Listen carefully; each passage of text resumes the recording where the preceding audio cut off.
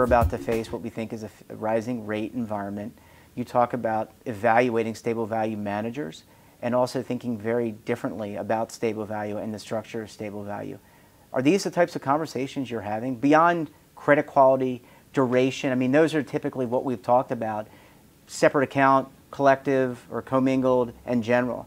But you've got to be having structural conversations with clients as well, how these products are structured. Absolutely, all the time.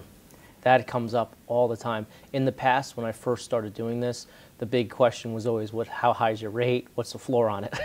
You know, and now that there's much more in-depth conversations happening now around the stable value. And we are very involved with that. Our stable value practice leader he's with me all the time because of those in-depth conversations that we're having.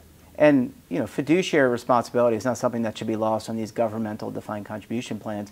They may not be technically fiduciaries under ERISA, but many of them are applying fiduciary best practices, and that means having a board, governance structure, a committee charter, an investment policy statement, and following those. You work with a lot of special, what I would call special districts, like water districts, special tax districts. Thank you. And it's oftentimes they may not have a committee, or they're just in the process of setting that up. But this is an important part of your conversations as well, correct? Yes, and part of those conversations, you know, as a career and as your time in the business has evolved, you've learned different things and different ways of helping plan sponsors. So one of the big recommendations that we do have for plan sponsors that do not have committees or have, you know, they may not have an investment policy statement, or some don't even have their plan documents, is we introduce them to a consultant.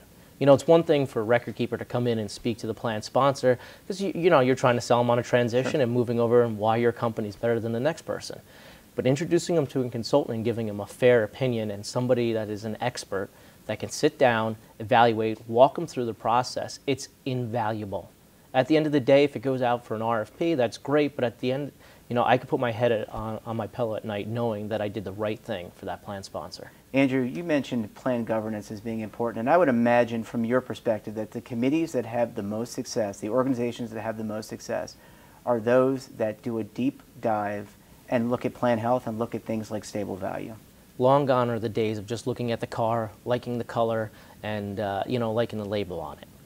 Now, plan sponsors, they're taking, and the healthy plans, they're taking a look under the hood. They're getting underneath the car, they're examining it. They're examining your stable value, you know, whatever you're offering, whether it's a general account stable value option for that asset class. Because again, you know, if you look, so much of the assets are in that one class that it's so important to take that deep dive. And as far as governance goes, the healthiest plans that we're seeing is the plan sponsors that are not only taking a look at, you know, the engagement, their plan sponsor experience, but they're also taking a deep dive into that stable value. So much of the committee meetings have been about investments for so long.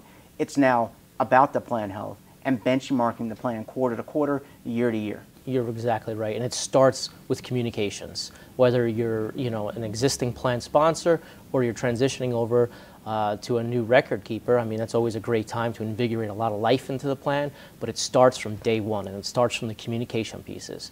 And the communication pieces need to go hand in hand with the work that's being done with participants, the retirement consultants that are working with them, as well as the relationship managers that are working with the plan sponsor for ongoing services and providing whether it's quarterly or annual meetings to them.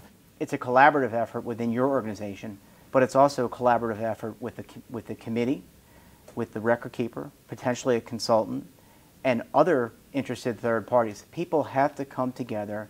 Everyone has a vested interest in plan success. Talk a little bit about the importance of collaboration to your organization and to your success. It's tremendous. It's probably the secret formula to making it all work at the end of the day, because you know, there's so many people behind the scenes that are working on every you know, every plan that's, you know, that an organization has, and it's important for you to communicate and make sure that all the pieces are working together to reach that plan sponsor's goals. And then, of course, it's delivering that information. You can't have 10, 15 different people calling a plan sponsor, you know, at every issue, because they're going to get overloaded with people. They're going to get, you know, it's going to get confusing on who they should reach out to.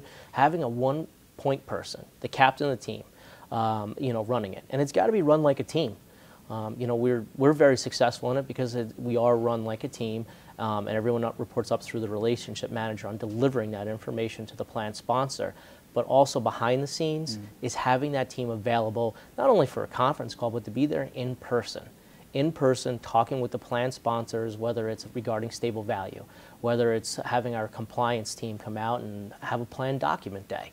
All of those various pieces are so important for the success of the plan. This is a relationship business, and relationships help foment positive endings. So it's important to have the right people in those key positions within your organization, within the client's organization, within consultant, lawyer, whomever they're working with. Yes, and the important thing at the end of the day is knowing and being comfortable with that person. That person, you know, they may not have the answer every time, but at the end of the day, they're going to be able to get the right answer, and they're going to have to get it in a timely fashion. Andrew Whiting, thanks for joining us, and have a great NAGDA. Thanks, Jeff, and you as well. Thanks.